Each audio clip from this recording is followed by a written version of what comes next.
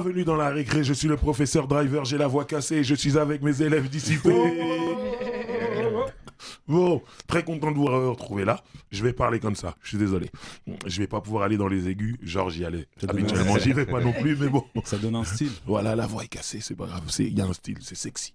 Bon, je suis avec mes élèves dissipés, mais avant de les présenter, je dois d'abord vous parler de notre invité. Il y a la old school, il y a la new school, et il y a la school. Toute seule, lui c'est la school. c'est Charlemagne. Il a inventé l'école. Tu vois ce que je veux dire? C'est-à-dire que une fois qu'il a ramené l'école, il y a des gens qui sont rentrés dedans, qui ont fait leur truc. D'ailleurs, il y avait la leçon, je me rappelle. J'ai appris comme ça à faire le mur en regardant cette leçon.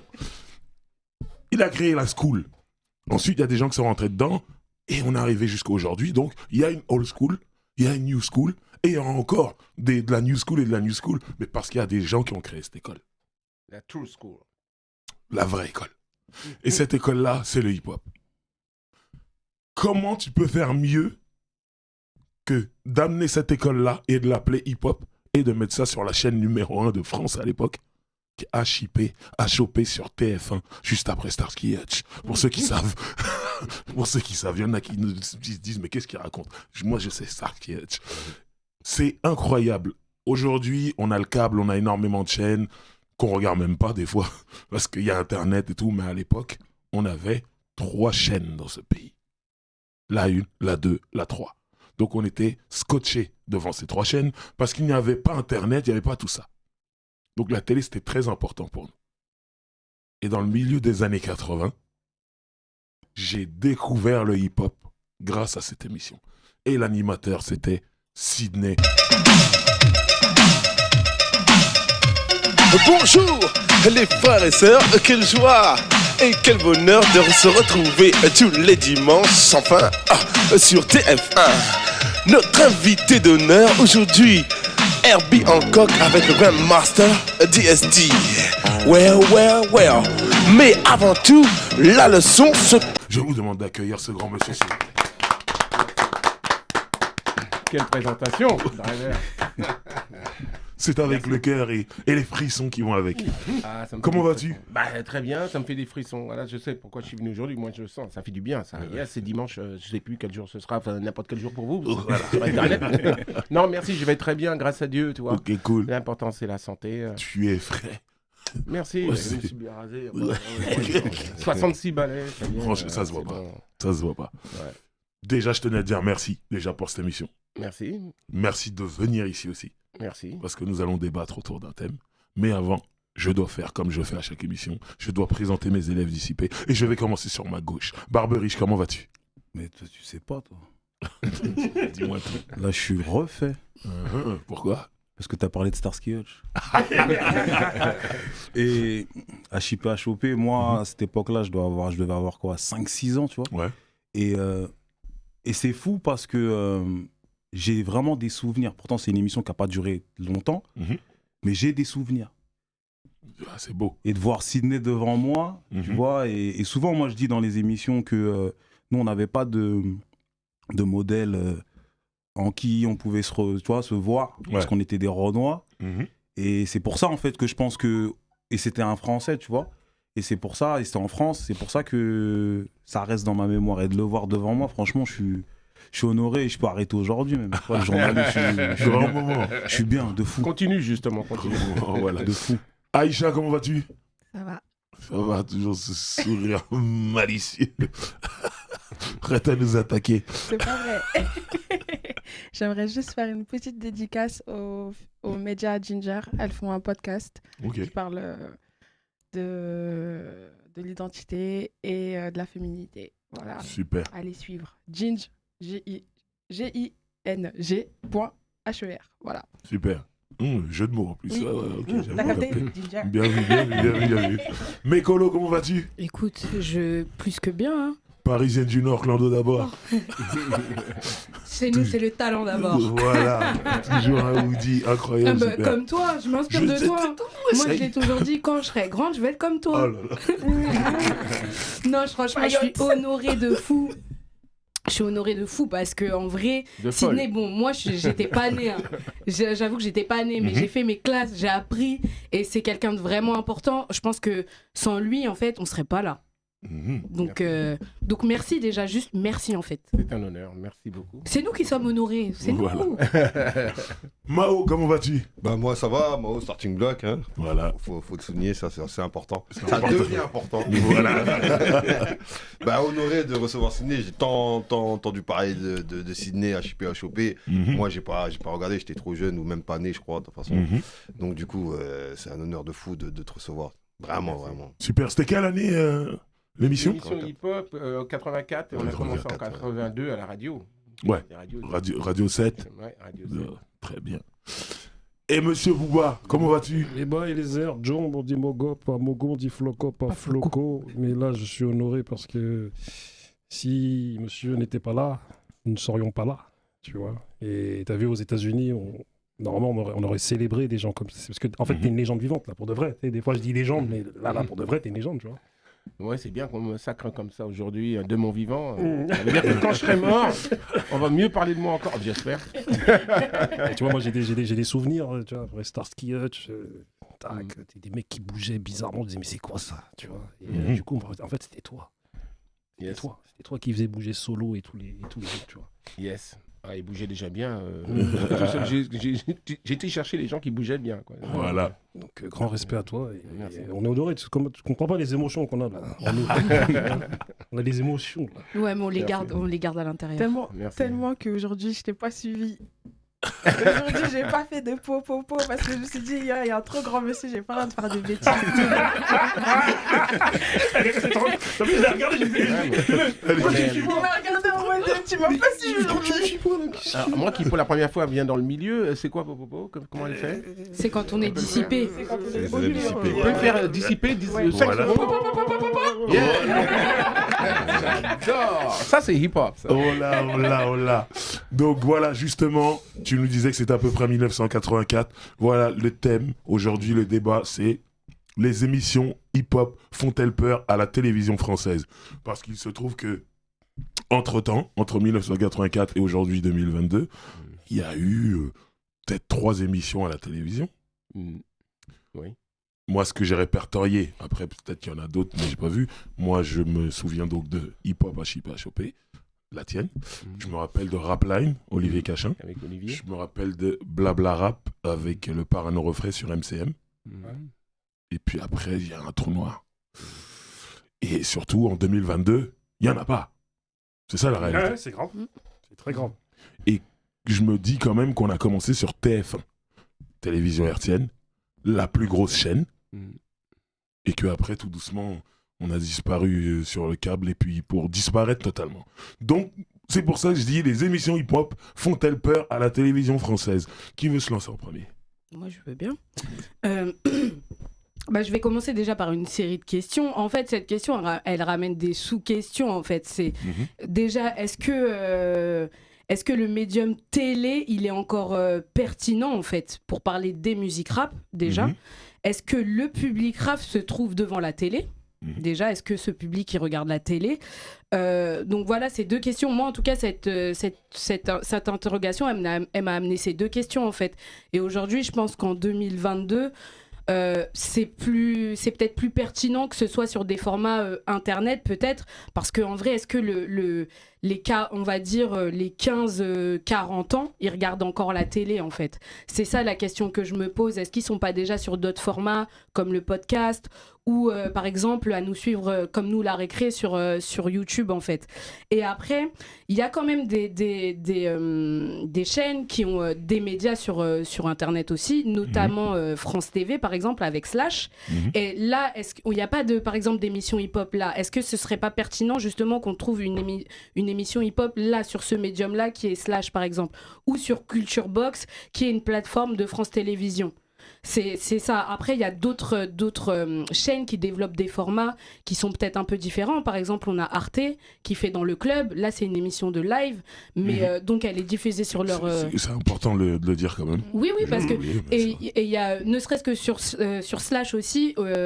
Enfin, faut en parler. Il y a aussi l'émission d'Oxmo, Bâtiment B, où il reçoit des artistes dans leur globalité. Il reçoit différents types de rappeurs aussi. Il a même reçu Soprano, où aujourd'hui on peut dire que Soprano, c'est complètement un artiste pop. C'est un ancien rappeur. Enfin, il rappe toujours. Quand il veut rapper, il rappe. Attention, on l'a vu faire des couplets. Oui. Le gars n'est pas fatigué.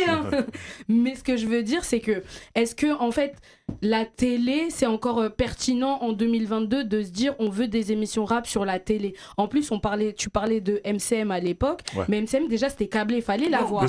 C'était même pas la télé hertzienne classique en fait. La télé hertzienne, c'était vraiment hip-hop de Sydney et Rapline d'Olivier Cachin. Voilà. Après, on a eu un trou. Et moi, j'entends tout ce que tu dis. Moi, je me pose je me pose la question parce que je pense qu'à cette question, véritablement, j'ai pas de réponse à apporter. J'entends ce que tu dis, mais je me dis juste, pour savoir si ça prendrait à la télévision ou pas, il faut le faire. Il faut juste essayer. C'est vrai. Pendant toutes ces années, ils l'ont pas fait. Moi, c'est ça qui me dérange un peu. Et tu dis que pendant toutes ces années, ils l'ont pas fait, mais ils le font pour d'autres styles de musique ou d'autres cultures. Parce que si moi je suis ton raisonnement, ça voudrait dire que en réalité, on devrait plus rien proposer à la télé vu non, que c'est pas ça. C'est que je pose la question. Oui, non, mais pour répondre à ta question, en fait, moi, je pense que c'est plus profond que ça. C'est-à-dire que là, on est dans quelque chose où c'est pas forcément en termes de chiffres, parce qu'aujourd'hui, il y a des cérémonies, par exemple, de la musique classique et d'autres choses qui ne font pas d'audience. Mais malgré tout, on les maintient à la télé. Tu comprends ? Donc c'est pour ça que moi, ce rapport audience, tu vois, c'est popularité haute, moi je pense qu'on peut pas faire de corrélation avec ça.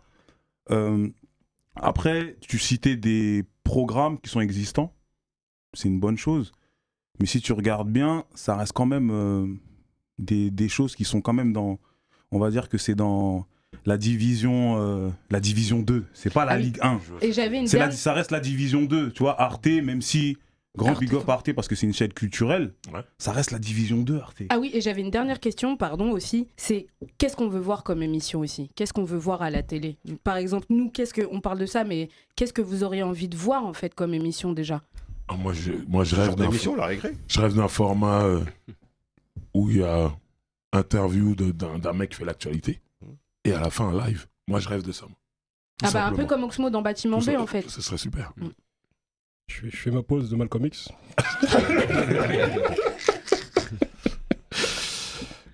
C'est du racisme social, car c'est la musique de ces gens-là.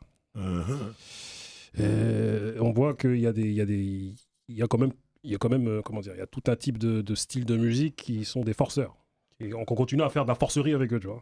C'est-à-dire, voilà, tout ce qui est variété française et tout ça. Tu nous envoies souvent des petits screens. Et voilà, là, souvent j'envoie alerte forceur. T'as vu ? Et moi, je crois que oui, depuis 84, il y a eu Achipa Chopé de Sydney qui est ici. Et ça fait presque 40 ans, t'as vu ? Il y a eu Rapline, comme t'as dit, MCM avec Parano Refrain, Blabla Rap. Il y a eu Taratata avec des tentatives ou même Fab. Après, c'est pas une émission. Oui, c'est pas une émission, voilà, rap, avec l'épisode avec Fab que nous connaissons tous. Il y a eu des émissions comme Dance Street ou je sais pas, un truc de danse là qu'il y a eu là. Oui, j'ai été membre de jury. Voilà, il y a eu quand même des tentatives. J'avoue que moi, je suis resté focalisé sur le rap. Il y avait Captain Café, tu vois, avec Louis Foulquier, sa fille Foulquier. Mais c'était pas une émission de rap. Mais en tout cas, il y a eu des interventions qui nous ont marqué. Ils invitaient des rappeurs. Time Bomb, les X-Men, Express D, Lunatic, IAM, Saïd Desmureaux. Et moi, je crois qu'à un moment donné, le rap, aujourd'hui, en 2022, est la musique numéro 1. Au monde même carrément, tu vois. Oui. Et comme j'ai dit, c'est clairement du racisme social. T'as vu ? C'est-à-dire que ces gens-là, on ne veut pas les voir, même s'ils dominent le marché. Et en même temps, comme dirait Manu, est-ce que c'est pas normal parce que ce manque de représentativité à la télé, je pose une autre question encore, dans la mesure où, dans la proportion, la France est majoritairement blanche. Et si on nous appelle des minorités, c'est parce qu'on est des minorités en France. Est-ce que la télé reflète pas une réalité sociale ? C'est une bonne question. Ouais, mais aujourd'hui, moi je suis d'accord, je suis totalement d'accord avec ce que tu dis, mais aujourd'hui le hip-hop il est embrassé par tout le monde. Tu vois ? Il est embrassé par tout le monde. Marqueur point. Tu vois, donc la réalité, c'est que normalement, même si on va dire que dans l'inconscient des gens, c'est quelque chose qui est destiné ou qui vient des minorités, la réalité, c'est que quand tu vas dans un concert de rap, 90% ils sont blancs. D'accord ? Après, il y a des causes, mais ils sont blancs. Tu vois ? Donc, pourquoi ça aujourd'hui, touche tout le monde aujourd'hui. Ça touche tout le monde aujourd'hui. On ne devrait pas avoir ce genre de réflexion. Tu vois, donc ce genre de réflexion, sachant que eux, on va dire que leur logiciel, ils ne voient que les chiffres, que l'audience, que l'argent. Donc, dans une logique, ils devraient faire des émissions hip-hop. Alors on n'a pas que ça, si je peux... Bien sûr, Ciné, bien sûr. On n'a pas que ça. Il faut essayer de refléter un état d'esprit qui date du début des années 80 et même fin des années 70. Parce que à l'époque, on pouvait se permettre, des gens comme Marie-France Brière qui dirigeaient, tous ces dirigeants et responsables de chaînes, pouvaient se permettre de faire des choses qu'on ne peut pas faire aujourd'hui à cause justement des réponses d'Internet, de toutes ces choses-là. Les producteurs actuellement sont frileux, ont peur de s'engager, ne prennent pas de risques. C'est bien avant même de s'occuper de l'audimat. Ils savent très bien qu'une grosse émission de rap ou de hip-hop, effectivement, peut faire de l'audimat. On ne veut pas prendre ce risque actuellement pour faire une belle émission complète, pas sur le rap, mais une émission sur toute la culture hip-hop. Donc danse, rap, DJing, musique, tout ce que vous voulez. Parce qu'ils ne prennent pas de risques. J'ai eu encore au téléphone, j'ai fait l'émission Culture Box. Le directeur, les patrons de Culture Box viennent me voir, me disent Sidney, mais qui sont producteurs, en plus sur les chaînes de télé françaises, me disent, mais Sidney, pourquoi, et pour la énième fois, on vient me demander, pourquoi Sidney, on ne ferait pas une belle émission sur le hip-hop, une émission récurrente, une hebdomadaire, une mensuelle. On s'appelle et on réfléchit, je dis, enfin, ouf. Et jusqu'à aujourd'hui, j'appelle, j'envoie les messages, on ne me rappelle pas, ou on me répond que, coupé, machin. Donc, même aujourd'hui, alors que ce ne serait même pas à moi de me battre, parce que bientôt, on va m'envoyer dans les... On dit, lui, il est pas has-been, mais bon, le vieux reste là-bas. Je suis encore en train d'essayer, je dis bien entre guillemets, de pousser des portes de présidents de chaînes pour leur dire, oui, alors et c'est eux qui me contactent, qui me disent, oui, ce serait bien de faire. Alors en France, c'est ça, on a un grand élan pour parler, pour venir me voir, mais après, pour que ça se concrétise, sur le plan pragmatique, on n'a plus personne après. Alors je dis pas que par exemple la porte de Culture Box est fermée, non pas du tout, je n'incrimine personne, mais seulement on passe pas à l'acte. Et quand je dis, bon alors ok, vous avez dit qu'on allait faire ça l'année dernière, faisons-le aujourd'hui. Ah oui, mais... Alors qu'à l'époque, dans les années 80, avec des gens comme Hervé Bourges qui dirigeait France Télévisions, Marie-France Brière qui était à la direction des variétés à TF1, elle décidait de faire ça, elle poussait les portes, elle prenait le risque, quitte à se faire virer. Mais il n'y a pas eu que pour le hip-hop, pour tout ce qu'on voyait. Il y avait à l'époque Colaro, le Colaro Show, toutes ces émissions de variété, on pouvait tout se permettre. Et maintenant, on ne peut plus rien se permettre parce que le moindre engagement, comme tu dis, crée tout de suite des polémiques parce qu'on a un média qui lui, par contre, est dévastateur, c'est tous ces sites Facebook, Twitter, Twitter qui n'arrêtent pas. Alors, les producteurs sont frileux, disent, oui, ce serait bien de le faire, oui, ils veulent tous le faire, mais personne ne s'engage sur cette voie, parce qu'effectivement, comme vous l'avez rappelé tout à l'heure, la culture hip-hop est la culture qui est numéro 1. On voit bien, mais c'est vrai qu'il y a quelque part, pour moi aussi, je le pense, un peu de discrimination. Je ne comprends pas pourquoi aux Victoires de la musique, on n'est pas remis un prix posthume à Jacob Desvarieux, qui a aussi à faire un travail plus que... Et c'est de la culture française, puisqu'elle est antillaise. Et que tout le monde danse sur Cassave, qu'il soit blanc, jaune, rouge, vert. Alors... Et que voilà, alors par contre, oui, Orelsan est propulsé. Oui, Orelsan, il est blanc. Oui, on va me dire, bon, ok, les noirs, ouais, oui, on a quand même rendu des hommages à MC Solar il y a longtemps. Oui, et à Yam, ça va, il y a un blanc, il y a un noir. Et moi, quand j'ai fait l'émission hip-hop, que j'ai créé les Paris City Breakers, j'ai mis un blanc dedans. Heureusement que c'était un bon blanc black, donc spécial dédicace à Franck Delouise. Voilà, donc j'ai créé le Franck le Breaker Fou.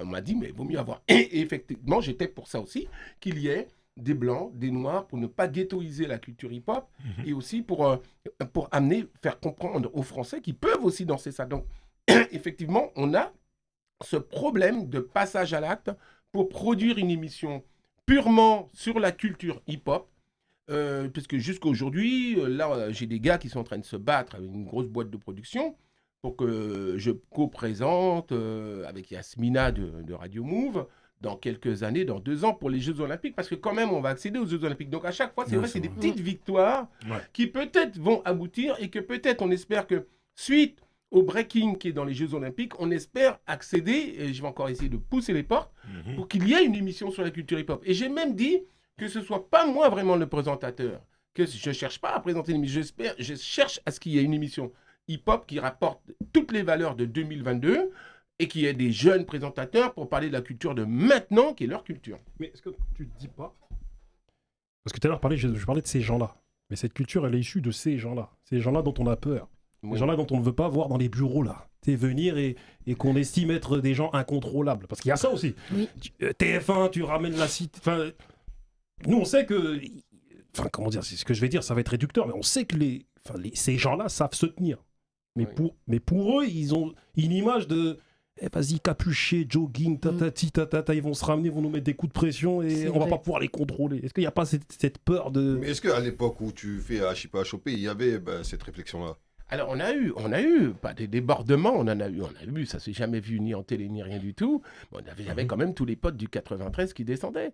Je crois que c'est une question, à partir du moment où on est représenté et qu'on est content, qu'ils sont contents de passer à la télévision, t'en as qui sont très bien, et puis ceux qui sont pas très bien, il faut les exclure, et forcément, parce qu'il n'y a pas que du bon. Oui, pardon. En fait, c'est un appel à driver, mais c'est pas pour te couper. Mais en fait, est-ce que aussi par rapport à cette question, notre salut, il va pas venir des plateformes, par exemple Netflix, Amazon ou ce genre de diffuseurs aussi? Est-ce que c'est pas par là qu'il faut passer finalement? Les gens, ils passent pas plus de temps sur Netflix que sur TF1 au final. Donc, est-ce que ça viendra... C'est vrai que c'est un symbole, la télé. Je comprends que ce soit un symbole, la télé hertzienne passée sur TF1, c'est quelque chose. C'est pas que ça. Si tu veux faire une émission sur l'actualité, tous les vendredis, il y a des sorties. C'est pas Netflix, il te faut comme plateforme. C'est sûr. Netflix, c'est un truc figé. Tu fais 12 épisodes, tu les mets là. Ouais, mais maintenant, après, la semaine d'après la sortie, il y a quelqu'un qui sort un album. Comment on fait? Ça, c'est vrai que ça, c'est plutôt sur un autre type de format. Par exemple, qu'on pourrait avoir Netflix sur du format documentaire, mais c'est déjà pas mal. Ça, il n'y a pas de souci. C'est bien. On parle d'une émission. On parle vraiment d'une émission. C'est pas la bonne plateforme. TF1, moi, je pense vraiment la télévision, ça pourrait être bien. Voir, hein. On va faire. Ouais, non. Mets bien ton micro devant toi, parce que là, il est... Pardon, désolé pour le bruit désagréable. Non, déjà, la question, moi, que je me pose, en vrai, c'est... Est-ce que ce qui s'est pas passé, en fait, à une époque, c'est que... là, vous parliez de HOP, qui était sur TF1. Après... Faut pas blasphémer ici. Hein. Exactement. Attention. Non, te trompe pas. Ah non, là, j'ai... Je vois, t'as été dit quand t'as HIP, j'ai dit Joe. Attention. Articulé. Non, et du coup, en fait, je pense que ce qui s'est passé aussi avec les émissions hip-hop, c'est qu'il y a eu des chaînes spécialisées dans ça. Et en vrai, peut-être que pour les grosses chaînes, c'était la facilité pour eux, c'était de laisser ce genre d'émissions pour les émissions qui étaient déjà spécialisées, orientées musique et hip-hop en général, tu vois. Donc du coup, la question que je me pose, c'est est-ce qu'ils se sont pas dit tout simplement qu'ils n'avaient pas besoin de promouvoir, entre guillemets, parce qu'en vrai, ils le font c'est des chaînes qui font du business. Bien sûr. Quand la culture hip-hop, elle est numéro 1, tu te dois de faire du business avec cette culture-là. Moi, je peux pas entendre que il y a une chaîne du câble qui le fait, alors on va pas le faire. C'est impossible. Moi, c'est pour ça que j'ai une autre réflexion qui est du business. Je pense, les annonceurs, ceux qui prennent des publicités sur des chaînes, qui ne veulent pas voir le hip-hop, elles sont capables de dire « Oh, si vous faites ça, nous, on prend pas de pub à ce moment-là. » Moi, je pense que ça peut venir de ça. Peut-être, alors... Non, je pense qu'il y a des annonceurs qui peuvent effectivement pas retrouver le calibre qu'ils ont besoin pour être sur une chaîne de télévision. Mais il y en a d'autres. Il y a des marques de sport qui vont peut-être te dire oui, on voit bien Soprano associé au coq sportif. Il y a plein de... Je pense pas. Je crois que le travail des annonceurs, c'est d'attendre de voir le format de l'émission, le fond, la forme, et de se dire, tiens, oui, on est intéressé pour prendre une page publicitaire avant ou après l'émission, ou pendant. Parce qu'il faut... Le problème qu'on a toujours, c'est de démarrer quelque chose, de le faire, de faire un pilote diffusable. Et quand ce pilote est diffusé, si le pilote est bien fait, qui correspond à ce qui se passe, et en même temps qui respecte la culture hip-hop et qui en même temps touche tout le monde, c'est important, c'est de toucher le cœur des Français, si c'est une émission sur la culture hip-hop qui est française, pour l'Hexagone et autres, de faire quelque chose d'assez édulcoré. Je pense que la culture hip-hop, elle est très vaste. Elle va, je vais dire, pas de Maître Gims, mais de IAM, donc il va toucher des gens qui ont maintenant 40, 50 ans. Elle va comment dire ça, de groupes qui sont venus après, que ce soit de sections d'assaut, puisqu'on a bien vu que maintenant Maître Gims est au musée Grévin, au même titre que Black M, Soprano, voilà. Donc elle touche, ces gens-là, s'ils sont sur le plateau, ils vont parler peut-être d'eux, parce qu'ils ont quelque chose à promouvoir, mais en même temps, ils sont issus de cette culture. Donc on s'aperçoit que Aya Kamura, qui peut-être fait une autre musique, elle est issue de cette nouvelle génération, cette génération qui peuvent l'écouter elle et écouter des groupes de rap ou des anciens rappeurs, voilà, etc. Je pense qu'il faut que ce soit pas forcément édulcoré, mais que ce soit une émission qui touche à toute cette jeunesse. Qui soit large pour que, effectivement, les gens viennent sur l'émission. Comme je dis, ça peut pas être une émission qui s'appelle hip-hop, HIP. Il faut que ce soit une émission large, culturelle, qui touche les réseaux sociaux, qui touche tous ces jeunes d'aujourd'hui. Moi, je pense que c'est politique. Parce qu'on parle des grosses chaînes. Les grosses chaînes sont financées par de grands monsieur, sont financées par l'État. Et à un moment donné, il y a une réalité, c'est que on en revient toujours aux mêmes choses. On parle de minorités. Là, on parlait d'HIP, c'est il y a 40 ans. Aujourd'hui, les minorités d'il y a 40 ans, c'est pas les mêmes aujourd'hui. C'est-à-dire qu'aujourd'hui, les gens, ils entreprennent. Il y a des chefs d'entreprise. Je dis pas qu'à l'époque, il n'y en avait pas du tout, mais c'était pas comme aujourd'hui.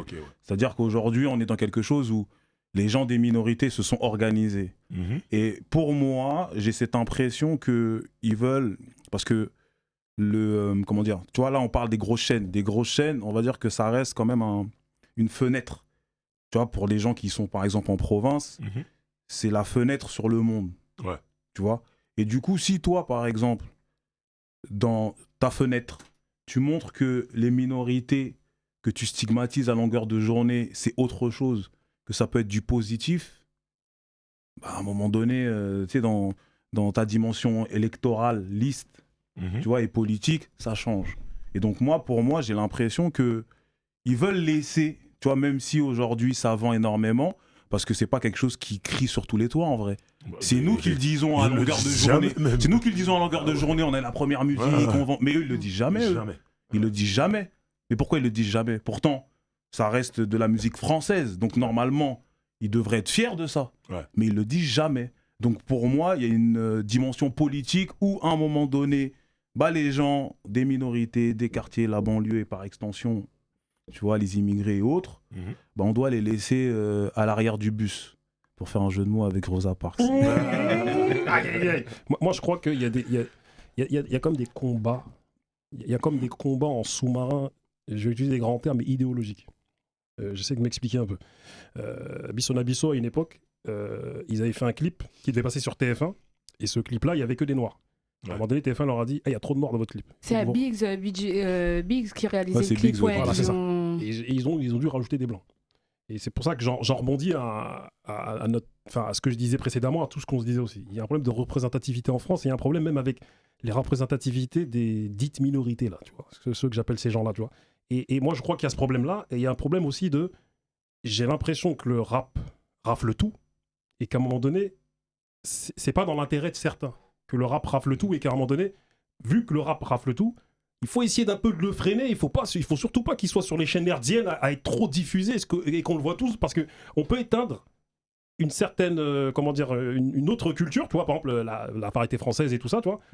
Et eux qui ont des intérêts dans la variété française n'en ont pas forcément dans le rap. Et qu'à un moment donné, je crois qu'il y a une espèce de combat en sous-marin en mode t'as vu, ces gens-là, déjà ils sont numéro 1. Alors si on les met à la télé, mais ils vont tout rafler. Parce qu'en vérité, ce que leurs enfants, ils écoutent. Ah, c'est clair, c'est ça. C'est ça.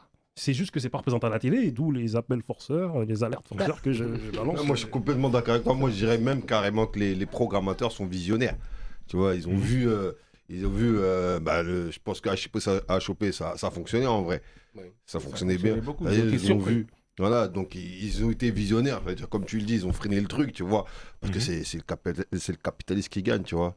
C'est-à-dire, frère, comme tu dis, on va créer des mecs qui ont de l'oseille, qui ont des entreprises et tout. Et après, on va tout tuer. Regarde même la comptabilisation des streamings. Ouais. C'est à cause du rap. Hein. C'est Oh, quand oui, ils ont qu'on train a de changer. changé, Ils changent les règles tout le temps. Tu vois, ils redécident tout. Ils se disent que si ces gens-là, on les met à la télé, là, mais c'est fini. Mais C'est- par exemple- Il y a d'autres styles de musique qui vont être éteintes. Par Donc, exemple, on prend un patron de chaîne, un grand patron comme Bolloré, on va prendre cet exemple. Ok. Bolloré, aujourd'hui, c'est le groupe Canal, donc c'est C8, c'est machin, il a des chaînes. Mais en même temps, c'est aussi Universal. Universal, on sait, c'est le plus gros catalogue musical du monde. D'accord ? Donc, qu'est-ce qui fait manger aujourd'hui Universal ? C'est le Peura. En vrai. Ouais, mais comment j'appelle Universal, moi? La plantation, on connaît. Mais ça, t'inquiète, on est d'accord. Mais attends. Non, mais je suis d'accord avec cette appellation. On sait pourquoi. Non, mais ce que je veux dire, c'est qu'à un moment donné, donc c'est-à-dire, Bolloré, ton catalogue, ce qui te rapporte le plus, c'est du rap. Si tu le mets à la télé, ça te rapportera encore plus. Lui, c'est un capitaliste. Bon, il a une idéologie derrière. Ça, c'est encore autre chose. Hein, on sait qu'il bon, voilà. Il finance les campagnes de certaines personnes. Bon. Cette émission est en train de prendre un tournant que je n'assume pas. Non, mais peu importe, c'est pour dire qu'à un moment donné, si on est vraiment dans ce truc de c'est le capitalisme qui gagne, bah en vrai, si t'es patron de chaîne, t'as déjà un groupe musical, tu sais la part, parce que lui, il a la vraie part de ce que ça lui rapporte financièrement. Donc, si tu mets ça à la télé, ça ne peut que te rapporter encore plus, vu que c'est un outil promotionnel. Mais on veut pas que les autres gagnent aussi. Attends. Là, il n'a pas besoin, ça marche tout seul. Bah oui. Ça marche tout seul. ça, mais- c'est- On veut pas qu'on gagne. Oui, mais regardez, vous avez vu la différence entre les États-Unis et la France et l'Europe, c'est que les États-Unis, même ils ont beau être très racistes, tant qu'il y a de l'oseille à se faire. Ah, quand tu rapportes de l'argent, ils t'aiment bien. Hein. Ah, mais eux, ils ont inventé le billet, le dollar. C'est eux qui Voilà. l'ont inventé. Exactement. L'ont En mis pire- avec son idéologie. Et ça, Alors. c'est... Oui. C'est clair que les Américains sont devant tout le monde pour ça. C'est le pays des extrêmes. Donc, un artiste qui marche, il est black, en plus il cartonne, mais vas-y pousse, tu veux quoi? Tu veux faire ça? Tu veux faire ça? Donc, regarde Jay-Z, Beyoncé, ce duo de choc de producteurs et de C'est milliardaires des qui sont. moguls. Mais ils ont aussi cette qualité aussi artistique. Parce qu'on ne peut pas reprocher à Beyoncé de chanter faux. Ah non, Bon, alors, voilà, tu vas te dire, bon, ok, c'est les responsables, c'est eux. Mais ils n'ont pas besoin de prendre de risques, puisque ça marche tout seul. Alors, une chaîne de télé, au cas où on en a une, on va pas mettre des artistes de rap, ça marche tout seul, ça se vend tout seul. La télé, c'est à promouvoir. Oui, mais c'est ça. Donc ça te rapporterait encore plus, normalement, si c'est un outil promotionnel. C'est ça que je... Enfin, Aïcha. moi, c'est la Idéologie. question... Idéologie. Dans le cas de Bolloré, lui, il est malin. Il a aussi ses émissions clics, et etc., qui passent sur Canal+. Enfin, c'est Canal+, qui diffuse. Ouais. Ouais. Voilà, bah, du coup, je pense que c'était pour imaginer ton propos que tu as pris cet exemple-là, mais en vrai, le problème qu'il y a dans tout ça, c'est qu'aujourd'hui, tu vois, plus vite que la musique, là, typiquement les petits trucs, là, les petites capsules Ouais, c'est psychologiques. Non, mais il y en a d'autres. Il y en a une Ah ouais sur France 2 qui a un autre D'accord. nom. Parce que je Tu dis- vois Mais je vois ce qu'elle veut dire. Tu vois, Les trucs qui durent Elle était 2-3 petite, minutes. Elle était Ouais. petite, là, elle connaît pas ça. Plus vite que la Ah, je musique. connais. Et je me souviens. Voilà. Oh, ça a marche duré encore longtemps plus vite que la musique. Non, hein. il y a autre chose qui remplace. Comme, avec le- Ouais. comme Ménélique, tu te souviens je me souviens. Il sort les références.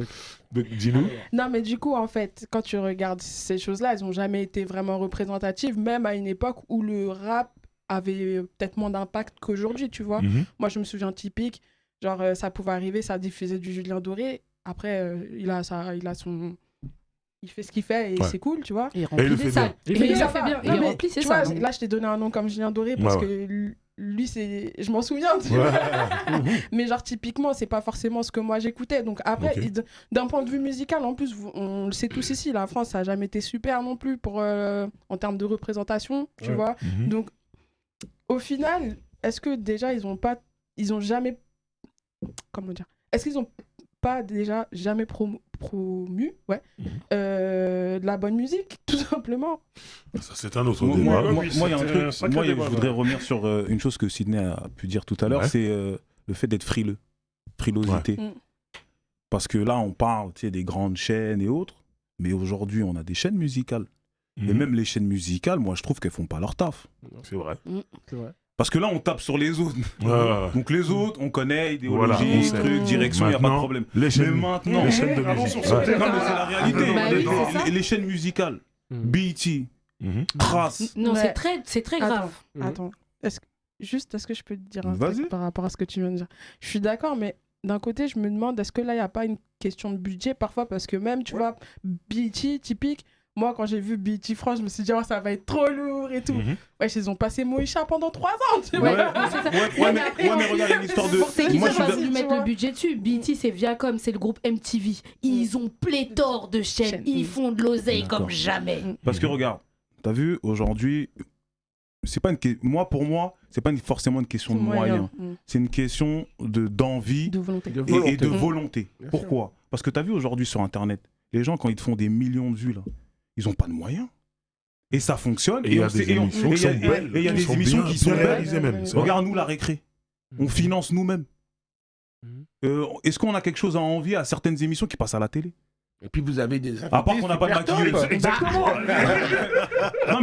non mais tu vois ce que je veux dire, Sidney? C'est la réalité, alors que nous on n'a pas de. Tu vois, nous le seul truc c'est qu'on n'a pas de maquilleuse. Mais sinon.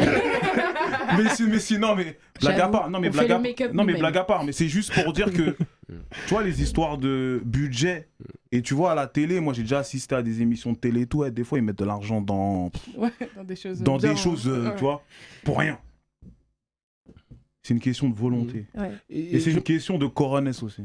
Ouais, les responsabilités sont diverses pour les explications. Je pense qu'on passe justement une période, une ère, si on peut dire, où non seulement il y a la frilosité, mais il n'y a pas, comme tu le disais tout à l'heure, l'envie et le besoin de prendre des risques encore, à dire ouais on fait une émission comme ci, comme ça, tout est critiqué, tout est épluché, donc un directeur va prendre le risque de faire ça, oui comment, peut-être qu'il y a des directeurs qui ont dit c'est bien, tiens j'ai croisé Sidney, c'est bien qu'on fasse une émission, et après petit à petit le feu s'éteint, ouais, à quoi ça sert de prendre de tels risques? Pourtant il n'y a aucun risque de parler de quelque chose qui marche. Qui marche, c'est ça.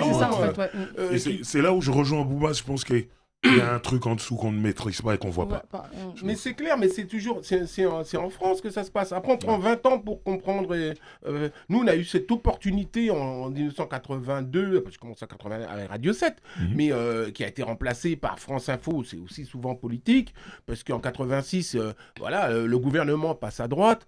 Et effectivement, on dit on va supprimer les radios libres, mais Énergie était dans le coup pour être supprimé. Donc c'est quelque chose que la gauche met en place et que la droite efface. Ça a toujours existé, voilà, le combat droite-gauche.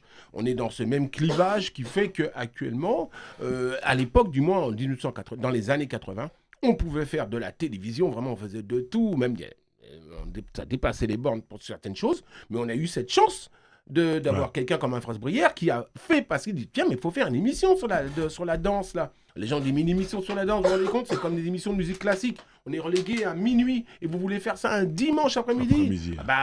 TF1 a dit non et elle a dit non mais elle a tapé du poing pour que ça se fasse, parce qu'elle dit c'est vraiment l'avenir, elle avait ce flair se dire mais tous les Français, tous les gamins vont danser, il faut faire ça, c'est visuellement c'est bien. Et TF1 a dit bon écoutez nous, on a un quart d'heure là où on ne sait pas quoi mettre. Juste après Starkey Hutch, on vous donne 14 minutes. Et puis démerdez-vous. C'est 14 minutes où on s'est engouffré. C'est une chance. Pourquoi ça s'est arrêté? Parce que ça n'a pas duré super longtemps. Parce qu'on était toujours, ça s'est arrêté parce qu'on était toujours tendu avec la direction qui dit oui, votre émission, ça prenait trop d'ampleur. J'étais surtout ça prenait une ampleur telle que... ça prend trop d'ampleur et ils arrêtent. Oui, alors, pourquoi? C'est-à-dire, ça prend trop d'ampleur. Je ne comprends pas. C'est même spécial comme raisonnement. On est d'accord. C'est spécial. Je vais t'expliquer. En France, là, ça amenait effectivement un petit côté un peu, pas politique, mais social. Effectivement, on voit beaucoup d'Arabes pour la première fois, Mamadou, Mohamed, beaucoup pas d'étrangers, mais des gens, à la télé, ça fait peur. On avait des courriers positifs et des courriers négatifs. Et des Abdoulaye, tous ces gens-là, ils deviennent célèbres. Dans les cités, les quartiers, tout le monde est heureux. Mon fils est connu, il passe à la télé. Enfin, tout le monde peut passer à la télé, c'est très bien. Et d'un autre côté, tu as les réfractaires, même dirigeants de chaîne qui disent bon, faut peut-être un petit peu les calmer. Là, la banlieue, ça va, ils sont à la mode là. Mais bon, on va peut-être les renvoyer un peu dans leur quartier. Alors, comment on s'y prend? On dit écoutez, votre Sidney, votre émission, elle marche super bien. C'était le dimanche, le dimanche après-midi. Alors, ils se sont aperçus que peut-être il y a beaucoup de Français qui ne veulent pas voir des Noirs, ni un présentateur noir à la télé le dimanche quand ils sont en train de manger. Parce que le Français, il mange de midi à 15h le dimanche avant d'aller faire la promenade. Faut penser aux gens qui vivent en province. Ils se sont dit, bon, on va déplacer l'émission et on va la mettre le mercredi. Donc, on a fait l'émission donc le dimanche de janvier 84 à juin 84. Et puis quand est arrivée la rentrée, on a dit, bon, Sydney, votre émission, on va la mettre le mercredi, après-midi, comme c'est une émission pour les enfants, ça passera mieux. C'est un côté peut-être quelque part positif, mais c'est aussi d'un côté, on faisait moins d'audimat le mercredi que le dimanche. Mais c'est aussi pour déclasser un peu cette affaire et on nous a atténué aussi financièrement, parce que les gens disent, ouais, t'as gagné de l'argent, tu as TF1. Non, on n'en gagnait pas beaucoup d'argent, on était payé un pécule parce qu'on n'avait pas trop envie que ça marche, mais ça a explosé. Dire, comment faire un truc? On a une émission qui explose de 14 minutes qu'on ne voulait pas. Et ça marche. Marie-France Brière, tête de pont, vous voyez, ça fonctionne et tout. Et moi, on a commencé à me dire, oui, ce serait bien que tu fasses une émission plus large, puisque ça marche. Plus ça marche, plus on t'étouffe, mais d'une certaine manière. Tu vois, c'est assez paradoxal. On te dit en même temps, c'est super bien, et en même temps, tu deviens pas trop célèbre. Mais il y en a qui disent, c'est trop, ce noir à la télé, c'est noir. Pas tout seul, ces arabes, c'est tout ça, toute cette comment on appelle ça, ces minorités qui explosent au sein d'une grosse chaîne comme ça. Alors on m'a proposé de faire une émission en janvier 85 qui s'appelait Côte d'amour, qui a duré 6 mois, où j'ai claqué la porte, je suis parti après parce que ça me représentait plus, parce que c'était une émission variété, on m'a mis un co-présentateur de rock'n'roll, ce co-présentateur, ça se passait pas vraiment bien, et que moi, j'arrivais pas à m'exprimer, et que je passais il y avait plus de rap, plus d'hip-hop dans cette émission, alors qu'elle devait être grand public, il devait y avoir aussi bien du rock que du hip-hop, et c'était pas le cas. Et donc, au bout de 4-5 mois, ma France m'a dit, mais apparemment, t'en as marre, t'arrives en retard, et tout. Je dis non, Et puis j'avais des courriers de tous les jeunes qui disent, tu nous as lâchés, tu fais une émission de variété grand public. Je leur dis, oui, il faut faire une émission de variété grand public. Mais il fallait qu'il y ait du hip-hop dedans. Parce que MC Solar, on va dire quoi? On va poser la question, c'était un rappeur grand public quelque part, avec des textes, des vrais textes, de la vraie musique. Il n'y avait pas que lui, mais tout, le raga commençait à arriver, Daddy Nuti, tous ces trucs, toutes ces nouvelles mouvances qu'on appelait aussi la world music, parce qu'il y avait déjà les Touré Kunda, Morikante. Donc on avait tout ce brassage de culture emmené de main de fer par Marie-France Brière et tous les autres communicants et dirigeants qu'on avait à cette époque, qu'on a essayé d'atténuer, et que c'est vrai que grâce à Internet, ils ont beau faire tout ce qu'ils veulent, ce sont les minorités, de toute façon, ça a toujours été comme ça, les gens les plus, pas faibles, mais les plus opprimés, quelque part, c'est eux qui font les choses les mieux. Tu vois, la musique haïtienne, les gens, ils s'entretuent là-bas, et c'est la plus belle musique. Donc la musique africaine, on voit que tous les gens, même les blancs aujourd'hui, veulent danser comme... ils veulent tous faire du twerk, tu vois. Mais on s'entend, on se comprend. Il y a un truc qui déferle là, c'est quoi? L'afro house, c'est terrible, quoi. Parce que la musique est terrible, tu vois, les blancs qui dansent sur Internet, ça fait un tabac qu'il faudra faire une émission de télé. Ah ben non, c'est juste... parce que c'est tellement puissant, tellement fort que ça fait peur. Quand quelque chose est très très très fort, ça fait peur. Il y a plein de relations relatives. Mais tu rends compte que... Vous vous rendez compte de ce qu'il raconte? Oui, mais c'est pour ça que t'as vu qu'on écoute, on est... Non mais c'est très grave. Oui. Ça explose. Vous faites tout pour que ça explose. On n'est clairement pas dans une démarche business. C'est pas du business. C'est du sabotage. C'est-à-dire quitte à pas gagner, quitte à perdre de l'argent ou à passer à côté d'un lingot d'or, on veut pas que ces gens-là représentent la France. Mais c'est grave. Mais alors que, comme tu dis, ces gens-là, mais aujourd'hui, ça représente la France. Regarde qui on voit sur Times Square. Aya, qui est dans le Times. Aya, qui aujourd'hui, tu vas à l'étranger, tu dis oui, tu parles de la France, et ils vont dire ah, le pays d'Aya Nakamura. C'est clair que c'est l'ambassadrice de la France actuellement, musicalement. Qui on voulait envoyer à Coachella. Je suis désolée, c'est pas Julien Doré, c'est MHD. C'est PNL qui voulait. Enfin, au bout d'un moment, je suis vraiment. Après, il y a eu les Daft Punk, les trucs comme ça, mais ça, c'est en électro. Enfin, la France, c'est quand même. Ça, c'est un leurre. Ça, c'est un leurre. Tu vois, faut arrêter.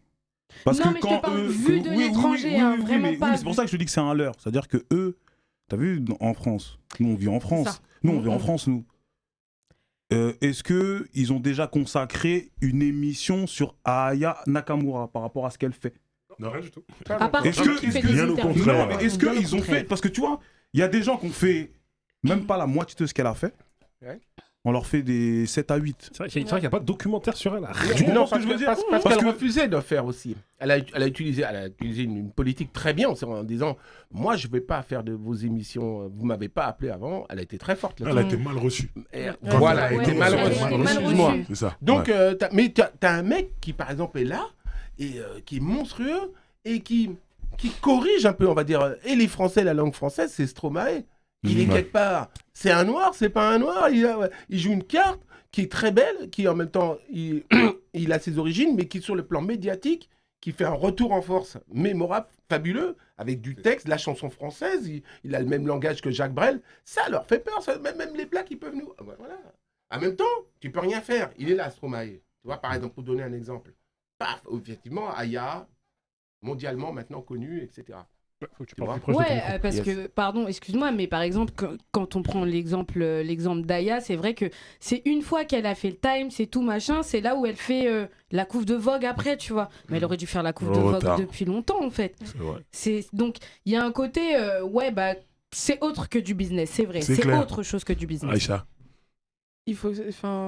Je pense que là, je vais rejoindre Barbery sur ce que tu as dit par rapport au fait qu'il y a, il y a une sorte de filtre à deux l'étrange. Enfin, il y a une distinction entre ta vision en tant que métropolitain et ta vision de quand tu es à l'extérieur, tu vois. Et jouer la carte de la cosmopolitanité, oui.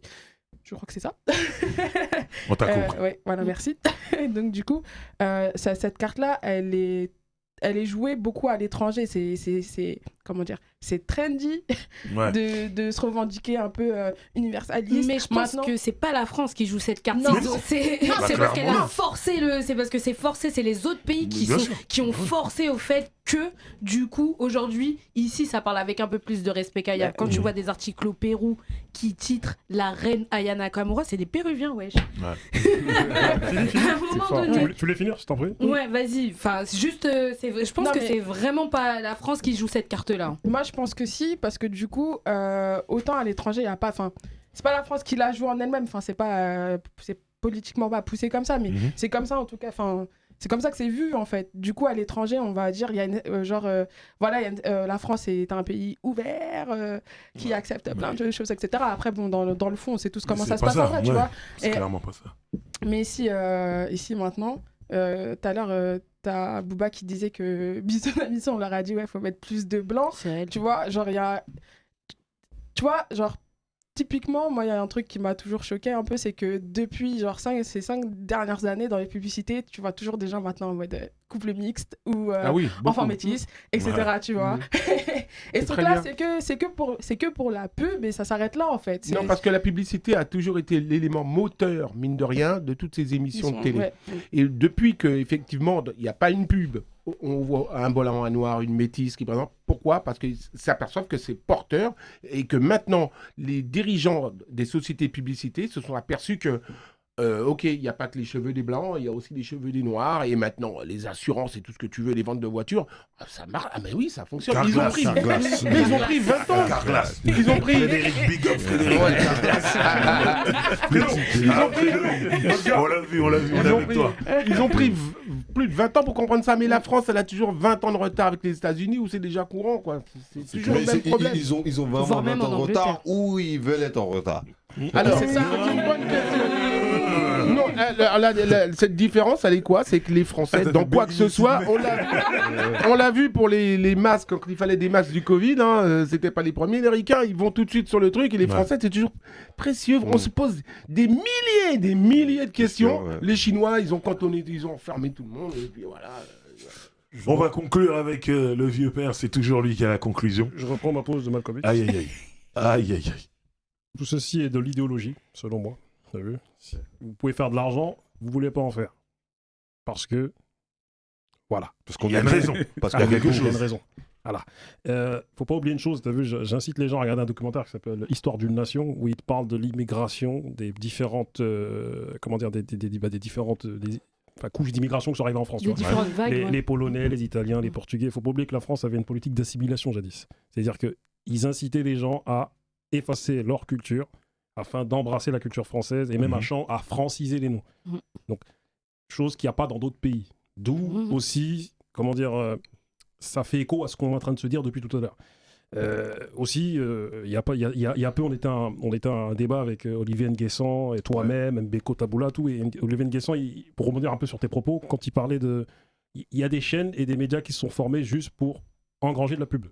C'est Ouais. tout. C'est tout. C'est-à-dire, la culture, ça, c'est pas leur problème. C'est pas leur Tout ce qu'ils veulent, c'est de Mhm. la pub. Mais là, le problème de la France, c'est que, en plus de ça, il y a de l'idéologie. On veut pas aller voir ces gens-là, même si on peut se faire de l'argent. Ouais, tu un vois. très gros souci éthique en Mm. France aussi. C'est ça, tu vois. Et moi, ce que je me dis, c'est que, quelque part aussi, tant bien même il y a un plafond de verre, mais il y a aussi une part de responsabilité qui est la nôtre.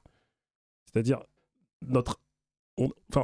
on est intelligent au même titre que tout le monde, mais on a une incapacité à s'organiser aussi, tu vois, face à ce plafond de verre, tu vois. C'est-à-dire, moi, j'en vois un peu trop qui sont attentistes et quémandistes aussi, Oui. tu vois. Et ça, c'est une réalité. Et pour finir, vraiment, parce qu'il faut que je finisse, t'as vu, moi, j'ai grandi dans le quartier des Antillais, à Grigny, t'as vu. Donc, Ramaché. ça ramaché, mon frère. Ouais, tous les bails, tu vois. Donc, voilà, mon frère, tu es une légende pour de vrai. Merci. Tu vois. Sans toi, on n'est pas là. Merci. Sans toi, il n'y a rien. Mhm. T'as vu Et il a reçu Madonna avant tout le monde. Exactement. Je tiens à le dire. J'ai pas fait exprès. Je savais pas qu'elle allait devenir tant célèbre. T'as vu, carrément, toi, t'étais à Radio 7 et t'étais là, tu diffusais du Africa Bambaataa jusqu'à ce qu'il y a une collaboratrice qui t'appelle et qui te dise bon, je suis avec Africa Bambaataa et tu la croyais pas. Laurence Tuitou, spéciale dédicace. Laurence Tuitou, Sophie Bramley. Je tiens aussi à dire, pour parler du présent, parce que c'est bien, il ne faut pas rester nostalgique, qu'il y a des gens qui se démènent, qui sont producteurs d'émissions de télé, qui se démènent pour ramener justement toute la culture, on va dire, afro-caribéenne et hip-hop devant la télé. Donc, je fais une spéciale dédicace à Juan Massenia, Ouais, qui, exactement. qui se Oui, oui. débat, et on a beaucoup parlé déjà tous les deux ensemble de faire des choses ensemble pour essayer de développer justement. Donc il faut justement ne pas rester attentiste Attentiste et clémentiste. et voilà, exactement. Et, C'est une très et- bonne et tout résolution, à- mon cher ami Bouba. et Bouba, tout à l'heure, vous parliez de clic. C'est ça. Moi, je veux big up Mouloud, Exactement. qui quand même, qui est issu de la culture urbaine, amène sa petite touche Ouais. dans ce monde là-bas. Il vient avec clic. Même là, je crois que c'est sur France Inter, son émission. Là. Et ça, non, c'est Europe un. Verveine Underground. Magnifique. Ça tue. C'est vrai. C'est vrai, parce qu'au début, j'ai dit qu'il y avait que 3 émissions. Mais Non, il y en a il y a Click. d'autres. Click. Sur Click TV, il se passe des choses. Clic, Oh, il faut pas l'oublier. Donc merci Bolloré quelque part alors. Hein je reviens vers vous. J'ai lancé une flèche par là. Pardon, c'est- désolé. C'est le moment de terminer. C'est le moment de la relance. Bon, c'était pour faire une conclusion un peu rigolote. Oui, mais c'était très drôle du coup parce que ça a vraiment, moi j'ai du bon. Merci à toi, Sydney. Merci de revenir. Merci d'être venu. Merci, Franchement, Bouba. ça fait plaisir à tout le monde ici, je l'ai vu. Hein, tout le monde a des étoiles dans les yeux. Merci à vous aussi. Merci à tous les élèves dissipés. Vous savez ce que vous allez faire. On veut voir vos commentaires. Vous nous donnez votre avis. On vous lit. Et appuyez sur la cloche si ce n'est pas déjà fait pour que vous soyez au courant dès que les vidéos arrivent. C'était la récré. À la semaine prochaine. Ouais.